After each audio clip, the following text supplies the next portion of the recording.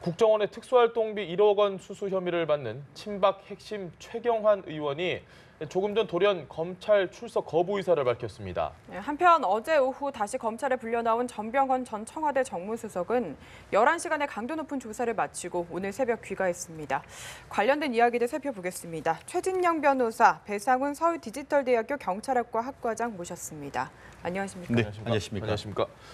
최 변호사님, 지금 저희가 사실 이 최경환 의원이 오늘 검찰에 나와서 어떤 이야기를 할까 조금 전에도 상당히 사전에 저희가 얘기를 많이 나눴었는데 아니, 갑자기 이렇게 돌연 또 출석 거부 의사를 밝혔습니다. 어떤 배경이라고 보십니까? 여러 가지 배경이 있겠습니다만 한마디로 소나기는 피하자라는 그런 내용이 아닌가 싶습니다. 예. 아시다시피 현재 예산 국회를 해서 국회 지금 그 본회의가 얘기되고 있고 지금 다가오는 12월 9일까지입니까? 예. 그때까지 지금 본회의가 되고 있기 때문에 실질적으로 자기 발로 걸어가지 않는 다음에는 그 과정에서 검찰 같은 경우에는 고등법원을 통해서 체포영장을 청구를 해서 본회의의 동의를 받아야 됩니다. 예. 그 절차를 하려고 하면은 사실 상당히 시간이 걸리거든요. 결국 지금 현재의 굉장히 여론의 압박과 한꺼번에 쏟아지는 그런 비난 속에서 좀 그런 여론의 비난은 좀 있다 한다 하더라도 예. 본인이 수사에 대응하고 실체적인 혐의에 대해서 준비하는 시간을 갖기 위한 것이 아닌가 하는 것이 첫 번째 법적 의미가 있을 것이고 예. 더불어서 그 배경 같은 경우에는 여당이 야당에 대해서 정치적인 탄압을 한다. 사실 지난번 같은 경우에도 11월 28일 같은 경우에 검찰이 첫 소환했을 때에 불공정 수사다. 표적 수사다라고 하면서 한국당 의원총회에서 수사의 협조를 거부를 했다가 예. 공식적인 요청을 하니까 그렇다고 하면 오늘 그러니까 12월 5일 출석하겠다 얘기를 해서 오늘 10시에 포토라인에 서는 것이 아닌가 했었는데 네. 결국 오늘 정부적 판단 끝에 나오지 않은 것은 크게 봤을 때의 정치적 탄압을 받는다라는 프레임을 만드는 때에 하나의 정치적 이벤트를 만든 것이 아닌가 그렇게 해석할 수 있을 것 같습니다. 알겠습니다. 근데 이상한 게 만약에 이런 식으로 나오지 않고 정기국회 내에 어쨌든 12월 9일까지 시간을 끌어보자는 계산이었다면 처음부터 그냥 검찰이 언제까지 소환하시오 통보를 하고 나면 가만히 있다가 그냥 출석 거부하겠다 이러면 되는데 그때 아까 방금 변호사님 말씀하셨던 것처럼 먼저 그럼 내가 5일에서 6일 정도에는 나가겠다. 라고 이야기를 했단 말이죠. 왜 그랬을까요? 좀 석연치 않은 부분이 있습니다. 말하자면은 보통 국회의원분들이 얘기할 때는 미리 이제 조율을 한 다음에 출석하겠다. 그런데 지금 같은 경우는 거의 상당히 갑작스러운 결정일 가능성이 높거든요. 예. 그렇다고 보면은 이전의 특활비 문제, 국정원 특활비 문제보다는 새롭게 어제 오늘 얘기되고 있는 LIG 손해보험의 인수 관련된 부분 예. 이런 부분에서 혹시라도 이런 본인이 책임이 있다 없다를 떠나서 어떤 정리해야 될 부분이 급작스레 생기지 않았을까? 사실 그 부분 때문일 가능성이 높다는 거죠. 왜냐하면 이전에 특활비 문제는 이미 얘기가 됐던 부분이고 예. 다 알고 있었던 부분이고 그런데 이제 LIG 손해보험 부분은 사실은 조금 바로 나온 거 아니겠습니까? 예. 어제 오늘. 그럼 그 부분에 대한 정리가 좀 필요하지 않았을까 생각이 듭니다. 네, LIG 손해보험 지금 매각 개입에 대한 혐의인데요. 어떤 내용인지 좀 설명 좀 해주시죠. 그렇습니다. 지금 최경환 의원이 2014년 전원으로 해서 기획재정부 장관으로 임명이 됐었죠. 부총리병. 그러다 보니까 그 과정에서 우리나라 산업 전반에 걸쳐서 역할을 했는데 그때에 있어서 말씀드렸듯이 현재의 KB손해보험 그 당시 같은 경우에는 LG화재에서 이름이 바뀌어서 LIG 화재보험으로 됐던 그 LIG 화재의 인수합병과 관련해서 예. 어느 기업에서 인수할 것인가 이 문제가 됐었는데 기재부에서 개입을 한 결과 KB 그때 금융그룹이 실제보다 더 많은 금액을 내서 LIG 보험을 화재보험을 인수하도록 하는 데에 관여를 했다 하는 그런 혐의를 받고 있습니다. 한마디로 그것을 범죄 혐의로 반다고 하면은 예. 직권남용 혐의가 될 거다라고 생각을 하는데요. 아마 제가 봤을 때 아직까지 이 부분에 대해서는 혐의의 초기 단계인 것이고 예. 실제로 아시다시피 IMF 전후로 해서 우리나라 산업 전반에 문제가 됐을 때에 반도체 같은 경우에는 이른바 반도체 빅딜로 해서 현대 하이닉스라든가 여러 개를 이제 통폐합하는 그 과정에서 정부의 역할이 상당 부분 있었지 않습니까? 예. 그러다 보니까 그와 같은 것이 정부의 역할이 정치적인 정부적 판단인 것인가 아니면 그것이 형법적으로 문제가 될 것인가 이런 문제가 있죠. 그렇다 보니까 지금 교수님께서 지적했는 것처럼 그와 같은 새로운 문제가 생긴 것에 대해서 이것은 형법적인 문제가 아니고 정부적 판단 하에 있는 것이다라고 해서 그에 대한 대응을 할 시간적인 필요가 있다라고 판단했을 가능성이 예. 상당히 높은 것 같습니다. 그러다 그리고 또 더불어 말씀드렸듯이 지난번에 어떤 그 아예 나가지 않는다라고 해버렸다고 한다고 하면은 예. 정기국회 하는 과정에 이 검찰 같은 경우에는 체포영장을 하기 위한 절차를 진행을 했을 겁니다. 그런데 출석을 하겠다라고 했다가 이게 출석을 하지 않게 했기 때문에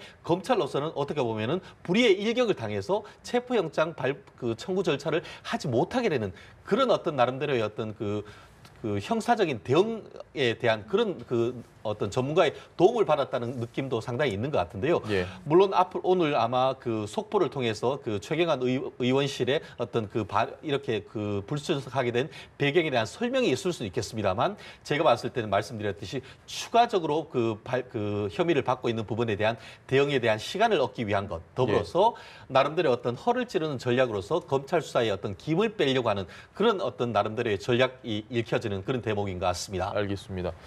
조금 전에 말씀해 주셨던 저희가 계속 얘기하고 있는 이 LIG 매각 혐의 관련해서 개입을 한다는 게 사실 경제부총리 당시 경제부총리였는데 KB가 더 높은 가격을 쓸 수 있도록 개입을 했다. 그러면 사전에 어떤 매각 가격도 알고 있었던 것이고 누군가 지금 국정원장의 청탁을 받았다 이런 기사 내용이 나오고 있는데 이 부분을 좀 설명을 해주셔야 될 것 같습니다. 그러니까 중간에 이제 이병기 전 국정원장의 역할이 있었던 것 같습니다. 말하자면 부탁을 받았다는 얘기가 언론에 나오고 있거든요. 말하자면 그렇다고 국정원장의 부탁을 받았다는 건 결국은 국정원의 위치상 모종의 정보를 이제 주면서 이런 역할을 해달라고 했을 가능성이 높다는 거죠. 그런데 그게 이제 변호사님 말씀하신 것처럼 이게 진짜 정무적 판단일 수도 있는 거고, 완전 일종의 국가 통치 행위일 수도 있는 거고, 그렇지만은 또 다른 면으로 봤을 때 이 사익 추구가 될 수 있다는 그 부분이 사실은 좀 평가의 부분이거든요. 그러니까 지금 이 최경환 의원의 입장에서는 그 평가를 사실은 좀 해봐야 되는 단계라는 거죠. 무턱대고 나갔다가 어떤 증거가 들이밀었을 때 본인이 이제 잘못 진술했을 때 본인이 말하자면 걸려들 수 있다고 하는 생각도 분명히 했을 거라는 겁니다. 그러니까 지금 상황에서는 이병기 전 국정원장과의 어떤 말맞추기는 아니라 하더라도 정황은 파악해야 될 필요성이 있지 않았을까라는 생각이 듭니다. 알겠습니다. 어쨌든 오늘은 좀 제동에 걸렸지만 앞으로 계속 수사가 진행이 될 거고요. 또 이번 주 중에 같은 당의 이유원 의원도 지금 뇌물 혐의로 초안 조사가 예정이 돼 있는데 이게 좀 친박계 전체의 수사로 확대될 가능성도 어느 정도 있다고 보십니까? 그럴 가능성이 상당히 높죠. 이 의원 같은 경우에는 실질적으로 친박의 핵심 중에 핵심이라고 할 수 있는 서청원 의원의 오른팔이다. 이렇게 지금 평가를 받고 있지 않습니까? 그리고 지난번 같은 경우에 이건 단순 지금 건설업자로부터의 억대의 돈을 받았다는 것이 일단 뇌물이고 더불어서 지난 지방선거와 관련해 가지고도 관련되는 공천헌금을 받았다라고 얘기를 하고 있지 않습니까? 아시다시피 지난 정권에 있어서 의회에서 가장 핵심적인 세력이 친박 세력이었다라고 할 수 있고 친박 세력에서 가장 중심에 있던 사람들에 대해서 지금 검찰의 칼날이 있지 않습니까? 좀 전에 말씀드렸던 최경환 의원을 비롯해서 이의원 의원 같은 경우에도 그런 맥락에서 있기 때문에 결국 최종적으로 지금 최 의원이나 이 의원을 더불어서 더 향후에는 수사가 고구마 줄기처럼 이어진다라고 한다고 하면은 말씀드렸듯이 현재 의혹을 받고 있는 두 의원뿐만 아니고 지금 서청원 의원을 비롯해서 친박의 핵심 의원들까지도 이 검찰의 칼날이 갈 가능성이 상당히 높기 때문에 아마 그런 부분 큰 틀에 있어서도 최경환 의원이 어떤 수사에 대한 속도 조절을 한다는 그런 어떤 나름대로의 어떤 느낌도 없지 않은 그런 상황이 아닌가 싶습니다. 알겠습니다. 지금 친박 핵심 쪽으로 수사가 확대가 된다. 반대로 여권에서 전병헌 전 수석에 대해서도 계속해서 수사가 되고 있고 또 두 번째 소환돼서 오늘 귀가를 하긴 했는데 어떻게 보십니까? 추가적으로 영장이 다시 한번 발부가 될 수 있다고 보십니까? 아무래도 검찰 쪽에서는 글쎄요, 이렇게 표현하면 그렇지만 좀 자존심이 상한 부분이 있겠죠. 기존에 전통적으로 이제 뇌물 수사를 해왔는데 거기에 대한 영장 자체가 지금 말하자면 거부가 된 상태, 발부가 안 된 상태이기 때문에 검찰의 입장에서 사실은 좀 더 신경을 많이 쓰는, 별건 수사가 아니라 좀 더 신경 쓰는 부분이고 지금 나온 것도 롯데홈쇼핑만이 아니라 GS까지도 넘어가지 않습니까? 원래대로라면 롯데홈쇼핑에서 끝날 수 있는 부분을 GS까지 올라갔다는 것은 검찰이 그만큼 신경을 쓰고 있고 좀 세밀하게 본다라는 거기 때문에 두 번째 영장 청구는 그렇게 호락호락하지 않을 것이다라는 판단이 된다는 거죠. 알겠습니다.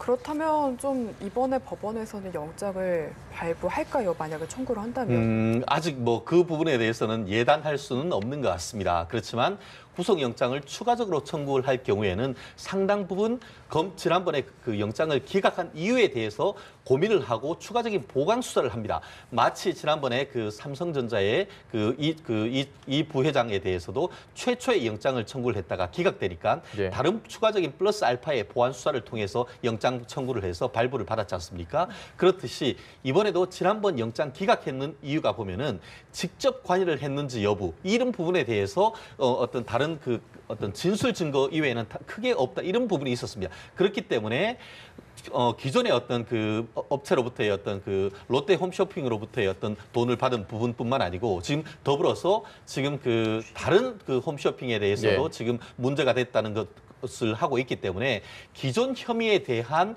구체적인 물증 플러스 다른 홈쇼핑으로부터의 어떤 돈을 한 1억 원 넘는 돈을 받았다는 것까지 합쳐서 영장을 청구를 한다라고 하면은 예. 사실상 영장이 나올 가능성이 상당히 높아지는데요. 더불어서 지난번 영장을 기각할 때 같은 경우에도 영장 발부했는 여부에 보니까 처음에는 영장 발부했다가 네. 이것을 지운 다음에 기각했는 그런 부분에 대해서도 읽히듯이 뭐 법원에서는 그것이 단순 실수라고 하지만 법원 스스로도 상당 부분 고심했는 흔적으로 본다라고 한다고 하면은 예. 플러스 알파의 입증에 증거가 있다고 하면은 영장 발부 가능성은 전보다는 훨씬 더 높아질 가능성이 있지 않을까 싶습니다. 알겠습니다.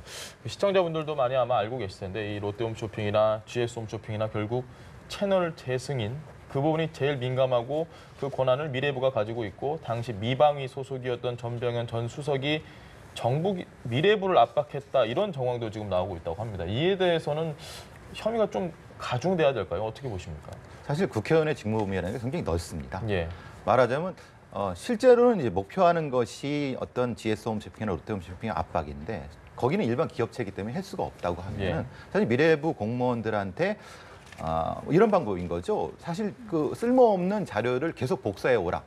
예를 들면은 이렇게 한다고 하면은 미래부 쪽에서는 상당히 눈치를 차지 않겠습니까? 예. 그러면 네. 그 미래부를 통해서 업체한테 압박을 했을 수 있다라고 하는 것이 검찰의 판단인 거죠. 사실 시신을 찾기 어렵지 않겠느냐 이런 이야기가 굉장히 많았는데 마음이 아프지만 그래도 어쨌든 다행스럽게 시신을 좀 찾았습니다. 아주 천운이라고 생각합니다. 예. 사실은 인천 지역 쪽은 조수간만이 세고 네. 시간이 12시간, 24시간 지나면은 그 사체 강직 때문에 사실은 밀려나갈 수 있는 이게 부유 시간이 있거든요. 그렇기 때문에 사실은 어느 데드라인이 있습니다. 사실은 저는 어제 오늘 정도라고 생각을 했었는데 아주 다행히 천운으로 발견됐고요. 아마 천운으로 된 것 같고요. 예. 그 부분에서 이제 아무래도 조수간만 때문에 어느 특정 지역을 차단하면서 발견했을 가능성이 높습니다. 예. 그러니까 그 부분은 사실 해경 쪽이나 이런 데서 굉장히 잘한 일이라고 보여집니다. 알겠습니다. 이 영흥도 사건에 대한 좀 조사도 계속 진행이 되고 있는 것 같은데 오늘 오후에는 또 영장 실질 심사가 열린다고요? 그렇습니다. 실질적으로 그 사고를 낸 배의 갑판장과 그 선장에 대해서 영장 업무상 과실치사상 혐의로 해서 지금 영장 실질 심사를 하는데요. 네. 지금 원래 지금 이와 같은 좁고 이렇게 물살이 빠른 것 같은 경우에 중대형 어선과 작은 배가 갈 경우에는 결국 그 좀 속도를 줄이거나 전방 주시를 제대로 해서 그 항해를 해야 될 의무가 있는데 그것을 태만히 하고 그대로 가다가 뭐라고 했습니까? 그 선장이 피해갈 줄 알고 계속 갔었다라고 해서 네. 지금 업무상 과실을 자인하고 있다라고 얘기를 하고 있고 예. 더불어서 지금 이와 같은 새벽이나 야간에서 항해를 할 경우에는 2인 1조가 돼가지고 이제 그 같이 얘기를 운행을 해야 되는데 한 사람이 지금 자리에 없는 상태에서 하는 과정에서 제대로 대응하지 못해서 사고가 커졌다는 그런 의혹도 받고 있습니다. 그렇기 때문에 그와 같은 과실로 인해 가지고 13명이 지금 그 사망을 했고 오늘 지금 2명이 실종 중에 오늘 그 1명이 그 실종자를 발견했다고 하니까 14명이 사망했고 1명이 실종됐던 이와 같은 어마어마한 일이 벌어졌기 때문에 현재와 같은 상황이라 한다고 하면은 기존의 어떤 구속영장 발부의 전례에 비춰 봤을 때는 비록 그 본인들이 그와 같은 그 과실을 인정하고 있다 한다 하더라도 예. 어떤 구속영장이 발부될 가능성은 매우 높지 않을까 생각합니다. 저희가 계속해서 이 시신항구 발견됐다는 속보를 전해드렸는데 지금 조금 전에 저희 자막에도 흘러갔듯이 이 시신이 정확하게 이번 사고의 실종자인지 아닌지는 좀 확인을 해봐야 될 것 같습니다. 혹시 다른 사고에 뭐 사망자일 수도 있고 네. 그렇기 때문에 실종자인지 아닌지는 저희가 좀 더 확인을 해봐야 되고 하나만 더 여쭤볼게요, 배 교수님. 그 이번 사건, 이번 사고의 이 개요 상당히 잘 알고 계시리라 보고 엄청나게 큰 배, 그러니까 급유선 그리고 낚싯배는 작은 배. 급유선 선장이 그냥 알고 있었고 피해갈 줄 알았다 이렇게 진술을 했습니다. 상식적으로 잘 이해가 되지 않습니다. 피해갈 줄 알았다. 그런데 그냥 오더라. 그럼 받는 게 맞느냐라는 이런 상식이 좀 납득이 안 되거든요. 어떻게 보십니까? 지금 상태에서는 이제 선장의 변명이라고 볼 수 있는 거죠. 그러니까 이 어떤 사고가 났고 말하자면 부딪혀가 갖고 상당히 많은 사상자가 생긴 상태에서 본인이 지금 할 수 있는 얘기는 그 얘기밖에 없겠죠. 말하자면 본인이 그 상태는 정황상으로는 그렇습니다. 본인이 태만했다는 건 확실합니다. 예. 말하자면 그 배를 못 봤을 가능성이 더 높겠죠. 그런데 본인이 못 봤다고 하면은 죄가 더 커질 수 있기 때문에 이제 봤지만은 피해갈 줄 알았다.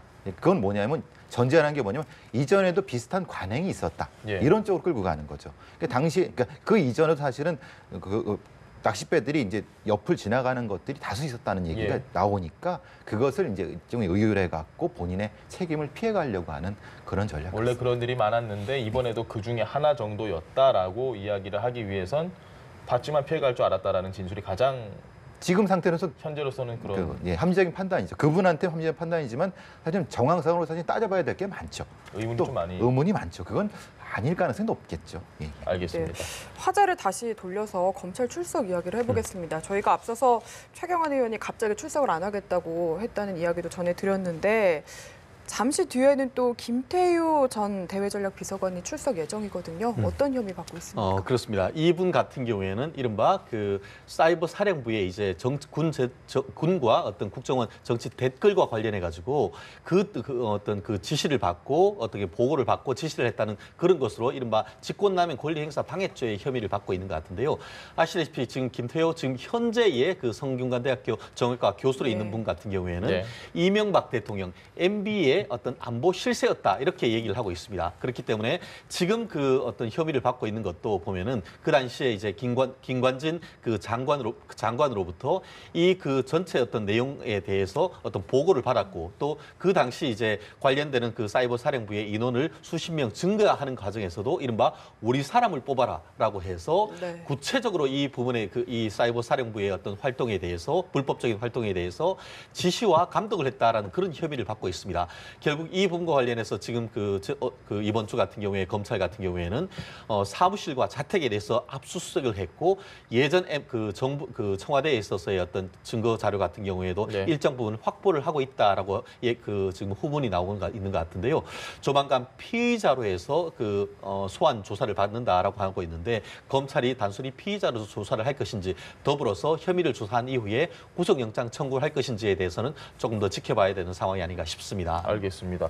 또 조금 전에 들어온 소식이 최경환 의원이 본회의가 시작이 되고 표결이 끝나면 검찰에 출석을 하겠다라는 입장을 밝혔다는 내용이 어디에 산 얘기는 정확하지는 않은데 일단 그런 입장을 밝혔습니다. 그러니까 저희가 계속해서 생각했던 것과는 조금은 차이가 있는 본회의에 참석을 해서 표결을 꼭 하고 가겠다라는 그런 뜻이라고 일단 해석을 할 수는 있는데 뭐 정확한 내막은 그렇습니다. 모르겠습니다. 실질적으로 오늘 그 어제 그 여야 간의 예산에 대해서 그 전격 합의를 했었고 예. 오늘 10시에 이제 본회의에서 11시. 예산에 관한 통과를 하려고 예, 예. 했다 했기 때문에 그와 같은 얘기도 사실 일정 부분 그 설득력이 없지는 않습니다. 다만 그와 같은 것이 정말 그와 같은 10시에 하는 11시입니다. 11시에 어떤 그런 출석을 하는 것인지 아니면은 또 다른 배경이 있는지에 대해서는 현재 본인의 어떤 그 의원실의 입장뿐만 아니고 추가적인 얘기를 좀 더 종합적으로 들어봐야 될 가능성은 있지 않나 생각합니다. 알겠습니다. 네, 교수님 생각도 궁금한데요. 글쎄요, 저는 근데 그 10시에 하는 거, 11시에 하는 거, 지금 이제 예산국회 부분에서의 네. 여야 부분, 국민의당과 더불어민주당의 합의 부분이 주요한 쟁점이고 네. 제1야당은 사실은 좀 약간 찬밥된 상태인데 그걸 알고 있는 최경환 의원이 10시와 11시에 무슨 차이가 있을까? 저는 사실 의문이 가지만은 네. 본인의 주장이 맞다고 하는 걸 전제를 하고 그 짧은 시간이라 하더라도 이런 경우는 그러니까 어떤 혐의라는 건 확인이 필요하거든요. 그러니까 네. 이전에 어떤 참고인이 어떤 진술을 알고 들어가는 것과 검찰청 들어가는 것과 모르고 들어가는 건 사실은 조사받을 때 굉장히 큰 차이가 있거든요. 저는 그 부분은 좀 이게 뭐 책임이 있다 없다를 떠나서 네. 그 부분은 분명한 것 같습니다. 확인은 했을 가능성이 높습니다. 알겠습니다.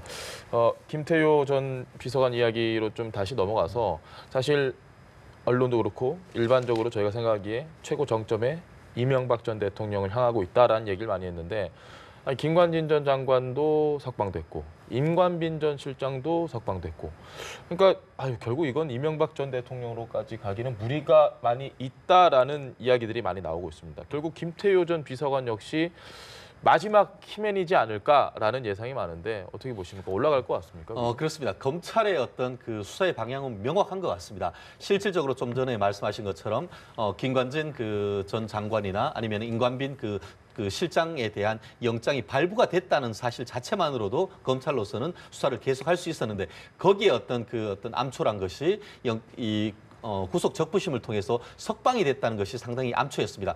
결국 그와 같은 속에서 주춤했지만 다시 전열을 가다듬고 그대로 진격을 하는 모습이 바로 그 김태효 전략기획 비서관에 대한 그 소환 조사인 것 같은데요. 결국 현재 어떤 장애가 있다 하더라도 검찰 같은 경우에는 이명박 전 대통령에 대한 수사를 멈추지 않겠다는 것을 보여주는 직접적인 상징적인 사건이 지금 말씀하신 것처럼 김태효 전략기획 비서관에 대한 그 소환 조사인 것 같습니다. 네. 결국 이 부분에 있어서 구속영장을 청구를 해서 발부가 된다고 하면은 결국 그 이후의 수순은 이명박 전 대통령에 대한 소환 조사로 이루어질 수밖에 없다라는 그런 그림을 그려놓고 있는 것 같은데요. 과연 김 실장, 김 전 그 비서관에 대한 구속영장이 법원에서 발부될 것인지 이 부분이 지금 검찰로서는 수사의 명운을 걸고 진행할 수밖에 없는 그런 상황이 된 것 같습니다. 네. 알겠습니다. 예. 지금 상태에서는 검찰에서는 이전에 김영한 전 민정수석의 수첩 같은 거를 비망록을 생각하는 것 같습니다. 그러니까 교수 출신의 관료들은 사실은 꼼꼼히 메모를 합니다. 왜냐하면 명예가 있고 나중에 또 자서전 같은 거 쓰기 위해서는 기초 자료를 많이 모아두거든요. 검찰은 사실 그런 거에 아주 노리고 있는 거죠. 실제 거기에 뭐가 있는지 없는지 모르겠지만은 그 집까지 수색했다는 것은 사실 그것을 노리고 수색했을 가능성은 없습니다. 만약에 없다 하더라도 유사한 형태의 증거물이 나온다고 하면은 본인들이 가고자 하는 방향은 명확하게 짚어줄 수 있다는 거죠. 알겠습니다. 네, 알겠습니다. 지금까지 최진영 변호사, 배상훈 서울디지털대학교 경찰학과 학과장 두 분과 함께했습니다. 말씀 감사합니다. 고맙습니다.